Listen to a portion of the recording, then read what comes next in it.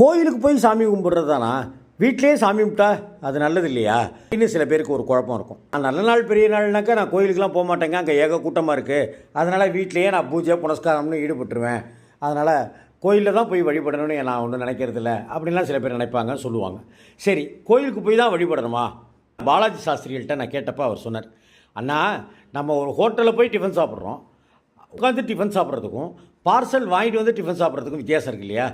பார்சலில் வாங்கிட்டு வரதில் எல்லாம் உடஞ்சி கிடஞ்சி சுக்குநூறாக போயிருக்கும், சூடு ஆறி போயிருக்கும், எல்லாம் இருக்கும் இல்லையா? அதே போல தான் கோவிலுங்கிறது சாநித்தியம் நிறைந்த இடம், சக்தியை உருவேற்றி வைத்திருக்கிற இடம். மந்திர ஜபங்கள், ஆகமங்கள், சாஸ்திரங்கள், சிற்ப சாஸ்திரங்கள்னு மந்திரம் ஓதி ஓதி ஓதி அந்த கோவிலுக்கு ஒரு சாநித்தியம் இருக்குது. அதனால் கோயிலில் வழிபடுவதால் உண்டாகிற பலன்கள்ங்கிறது 100 மடங்குன்னா, வீட்டில் வழிபடுவதற்கால் உண்டாகும் பலன்கள்ங்கிறது 30%. இதை தானே புரிஞ்சுக்கணுன்னார்.